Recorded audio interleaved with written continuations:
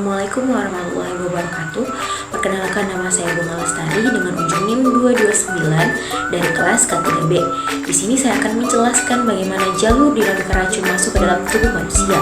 Yang pertama itu rute melalui mulut.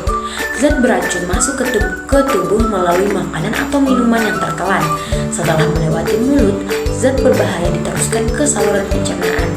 Di sini, zat beracun diserap oleh dinding saluran pencernaan dan masuk ke sirkulasi enterohepatik.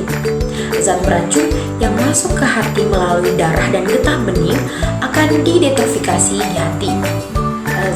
Zat yang tidak terserap akan keluar melalui kotoran. Zat yang sudah diolah di hati dapat didistribusikan ke seluruh tubuh melalui darah atau diekskresikan. Yang kedua itu rute melalui pernafasan. Zat berbahaya dapat terhirup melalui udara yang mengandung partikel beracun atau gas. Zat ini masuk melalui hidung atau mulut dan langsung menuju paru-paru.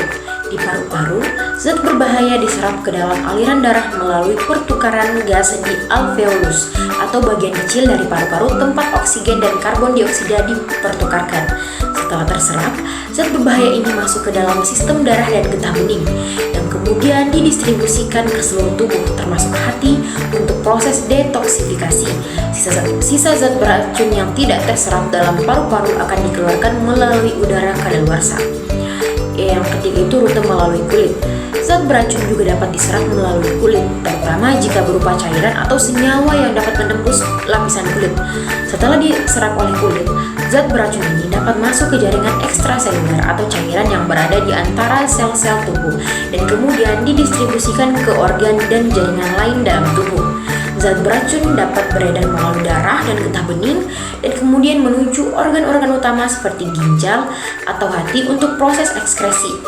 Ekskresi dari kulit terjadi melalui struktur sekretori seperti kelenjar keringat atau kelenjar susu, di mana zat-zat beracun dapat dikeluarkan bersama keringat, air susu, air liur, atau air mata.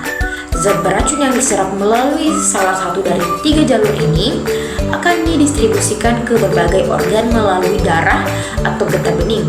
Organ utama seperti hati dan ginjal memiliki peran penting dalam mendetoksifikasi dan mengeluarkan zat-zat beracun tersebut.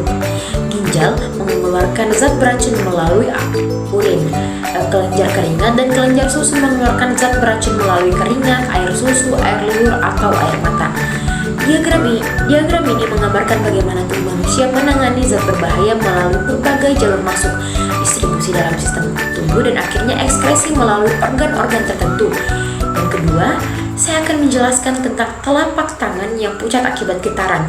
Pucat pada telapak tangan akibat getaran bisa berkaitan dengan kondisi yang disebut Vibration Induction White Finger atau FWF. Salah satu manifestasi dari penyakit Raynaud yang diakibatkan oleh paparan getaran berkepanjangan. VWF sering terjadi pada pekerja yang menggunakan alat-alat bertenaga tinggi yang menghasilkan getaran seperti bor atau gergaji mesin.